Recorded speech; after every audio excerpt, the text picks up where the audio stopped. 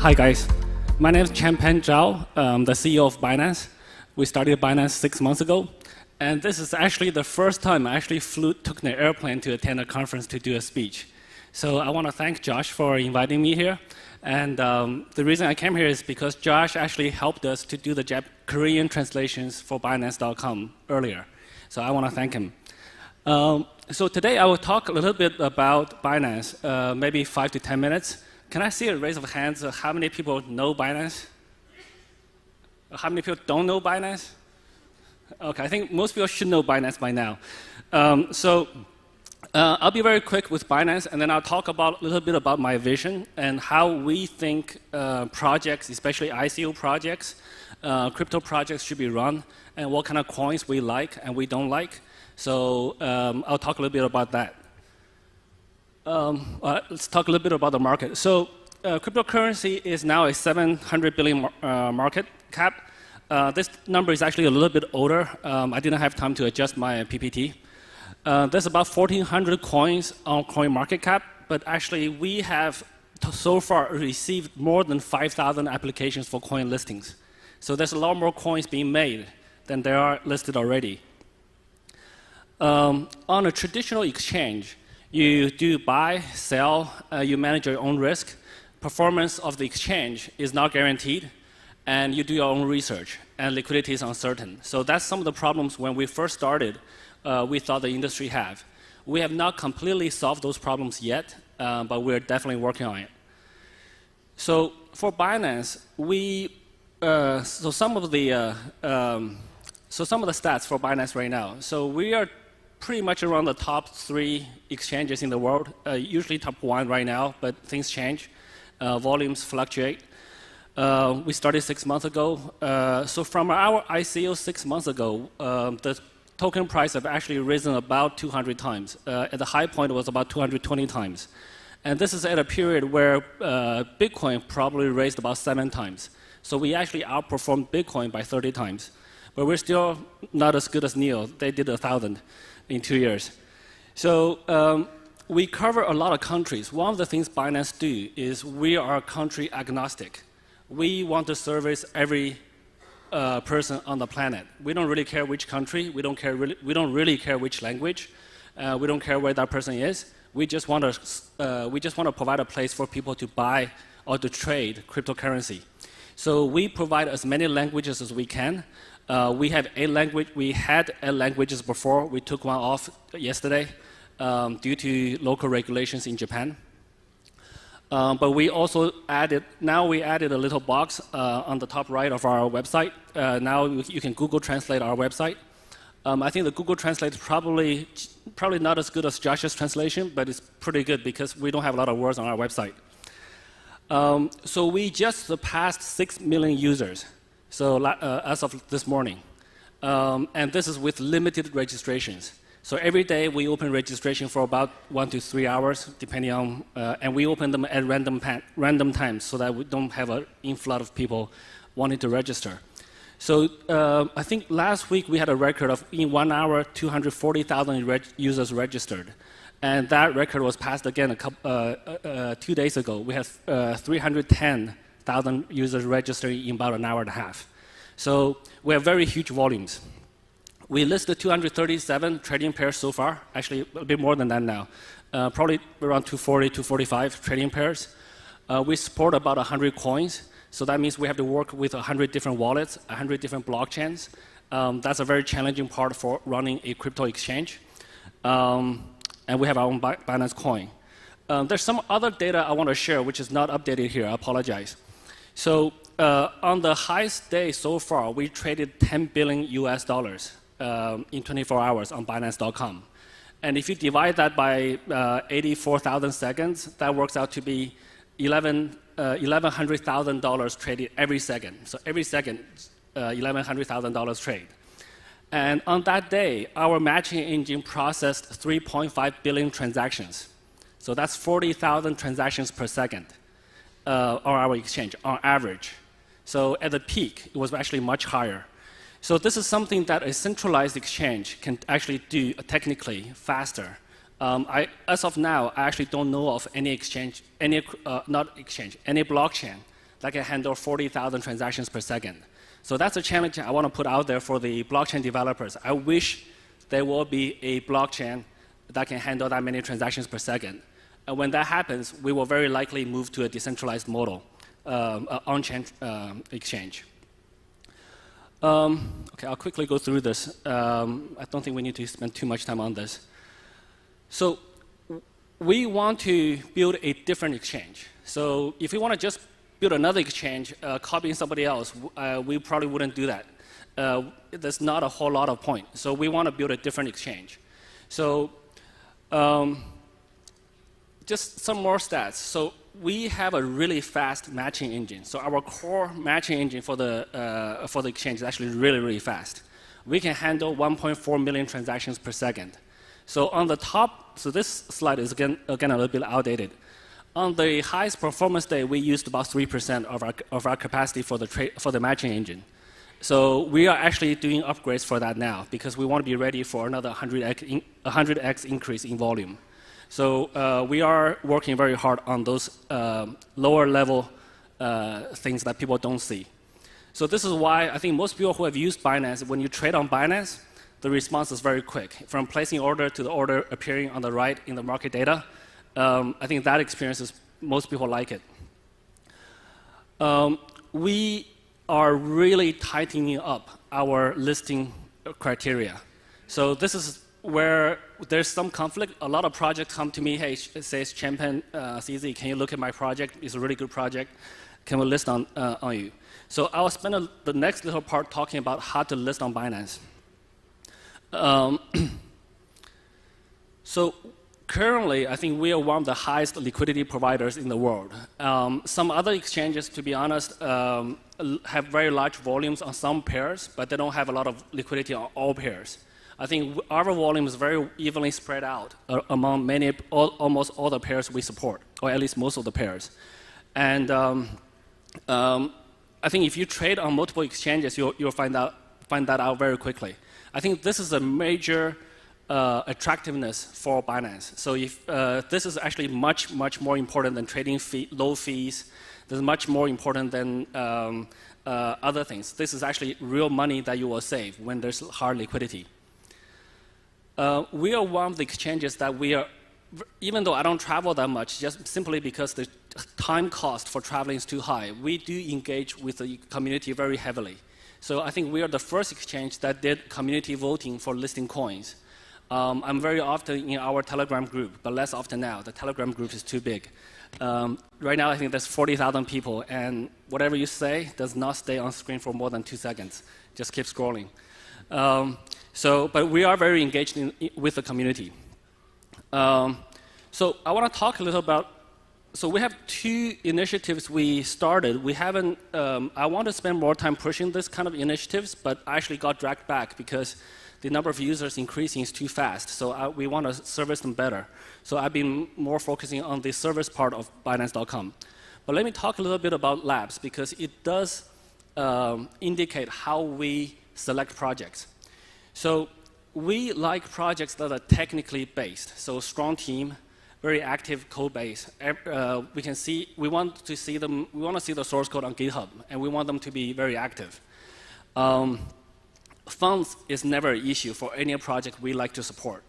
For any project right now, if Binance says we will incubate you, money is not a problem. There will be lots of money following us. So we will give you advice on the token economy. What does that mean?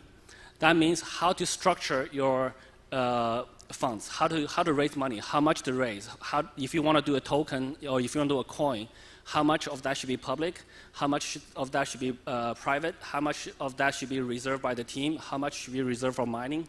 We have seen quite a lot of projects. I think we're probably one of the very few groups in the world that sees a lot of projects, not only at the investment stage, but also after you do the ICO, after you list, after you trade. How does your market performance perform? Remember, ICO is only the beginning of your project. It's not the end. Right? Once you take that money, you got to do something useful with it. So we can give a lot of advices on how to do that properly in a proper manner. And we want to see teams deliver a prototype before they do an ICO. So we don't like all of these ICOs where there's just a white paper, is a concept. We don't like that. So Binance Lab is the pre-ICO incubator fund. And then that will naturally grow into Binance Launchpad, which is the platform where you do a public sale. For public sales, we really don't like big ICOs. So if you want to raise $100 million, we are probably not going to do that project for you. We want projects to be small. We want, no matter how grand or how famous your team is, we want a project to be between $5 to $20 million. I think that's way more than enough money that most startups need. And why we do that? We want you to leave value on the table so that there's room to grow in later. We've seen that many of the, I think I published the article 2-3 months ago about, on Steemit saying I don't like big ICOs. And then the Tether problem, other problems happened afterwards.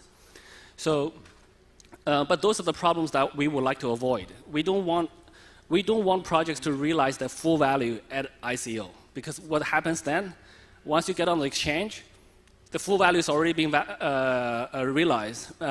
People are not going to buy it anymore. The price is going to drop, and we don't like that.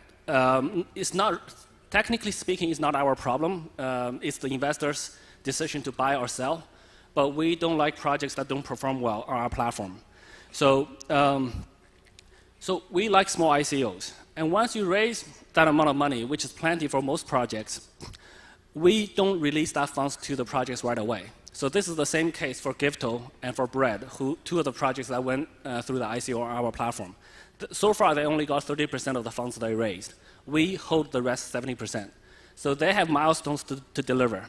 Once the project delivers those milestones, we will release the funds in batches. So this way, if the project runs away or could not deliver, they do not get all the money they raised.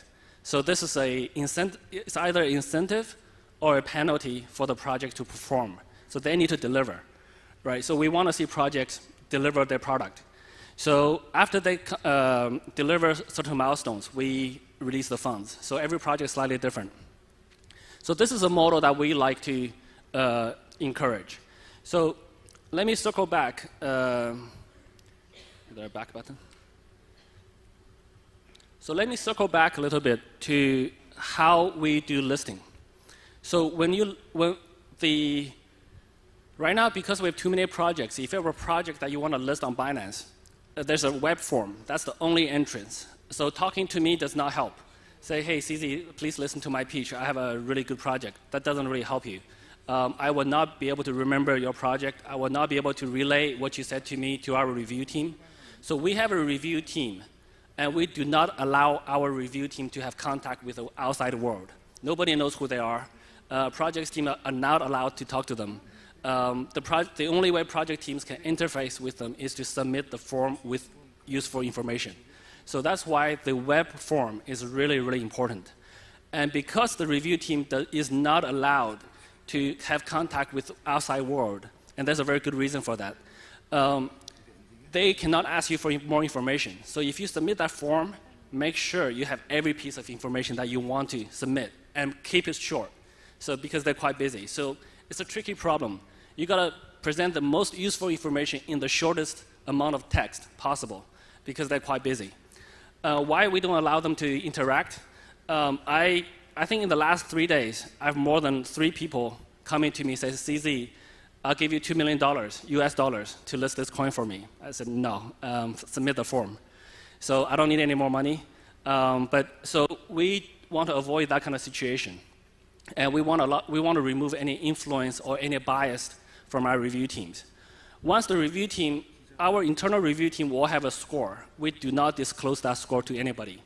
So once they score a project, then we have another business development team that gets in contact with you, say, hey, now your project passed our review. We want to discuss some commercials. We charge a listing fee, and we will list. So that's kind of how the process works. It is very much a black box to people outside of Binance, but it is what it is because we have too many projects. There are too many projects who are trying to do different things. Lastly, even after we discuss the commercial terms, let's say we agree on a fee that you paid, we do not tell projects when they will list. It's just waiting. So, but we usually list pretty quickly. But if you see any projects claiming they will list on Binance by a certain date, you can be pretty sure that that's not going to be true because we will not list on that day. We will most likely cancel the listing. So that's kind of how we work on the listing. And in terms of the future, I want to share a future vision that I have, which is I believe in the future there will be many, many coins. I think there will be millions of coins, regardless of whatever people do. I believe almost every country, every province, every company, every organization, every team, every project, every person, and everything can issue a token. Some of them will be valuable, some of them will not be valuable.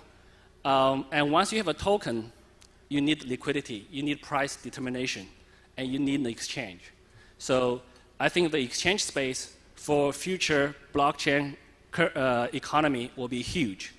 And we have a pretty good head start on that right now. And we want to maintain our start.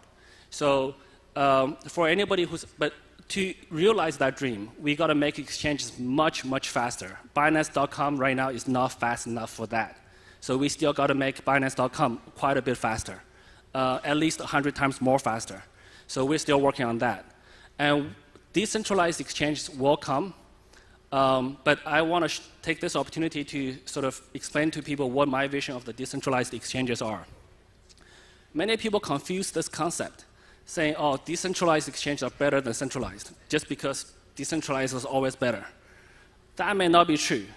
So today, none of the decentralized exchanges can handle our volume. That's number one. And none of them are as secure as we are, actually.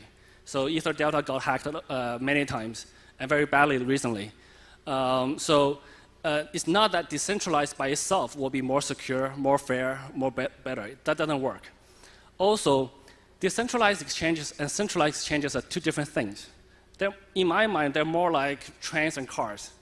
Right? So if you invent a train, you might still need cars. So with decentralized exchanges, you will have some benefits, anonymity, and you can trade any coin you want to trade.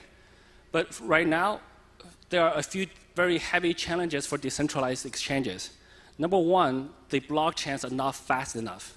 They can only do a couple hundred or a couple thousand transactions per second. And that's not fast enough for trading. And with blockchains, multiple nodes have to sync. When multiple nodes have to sync, they're by default always guaranteed to be slower than one node that just does the processing. So it's very simple. So, and with decentralized exchanges, you will see a lot more fraud, a lot more bad coins listing on there, and a lot more price manipulation, bad behaviors. So some regulation is actually good. But again, so that's kind of my view on decentralized exchanges. I hope Binance.com will begin our decentralized exchange development in 2018. But so far, we have had a lot of concepts, but we haven't really started our GitHub repo. We haven't really started our development yet. So that's probably going to come. I'm hoping that we will be able to have the bandwidth to start that project in 2018. The last topic I will talk about is what I touched on is regulation. So a lot of people are very curious as to the regulation affecting exchanges. It does. It does affect us very heavily. So, but Binance always takes the stance that we will be fully compliant in every country where we operate. We respect every government. We respect every law enforcement agency. So we don't want to fight anybody. We're just here to provide a good service to people who wants to trade. So on the flip side, I highly urge different regulatory bodies to sort of consider the consequences of regulating poorly. So there are good regulation and there are bad regulation. So some people always ask me, do you like regulation or not? Again, it's not a binary answer. It's not regulation is good or regulation is bad. It's how you regulate, right? So a good regulation needs to be detailed, needs to be specific. You should say what you can do and what you cannot do. If it says that you cannot do everything, it's probably not very good because that basically means all the blockchain businesses or all the exchanges will leave that country and do it somewhere else. And when all of those projects go to a different country that's more favorable, that has more favorable regulations, what happens? The projects follow them, the teams follow them, the talent follow them, the money follow them, all the funds follow them, and all the employment opportunities follow them because all the good projects have to hire people, they help the local economy, and then they pay taxes in the local economy. So super closed regulations are not good. We can look at neighbor countries where they closed off the internet. That probably didn't do very well. So, but too relaxed, no regulation is also not good. I think as a human species right now, we're not at a stage where we can fully regulate ourselves in harmonious ways. There are a lot of bad players. There are a lot of scammers. There are thefts. So we still need some type of regulation. We still need some rules in the society to make our society a good one. So my view on regulation is never binary. I do not hate regulation. I do not say we don't need regulation. I also do not fully welcome all kind of regulation. So I think we just need to play by ear. We will observe regulations in every country. We will respect them. We'll respect all of them, even the bad ones. And then we will just have to find a place where we can operate fully legally.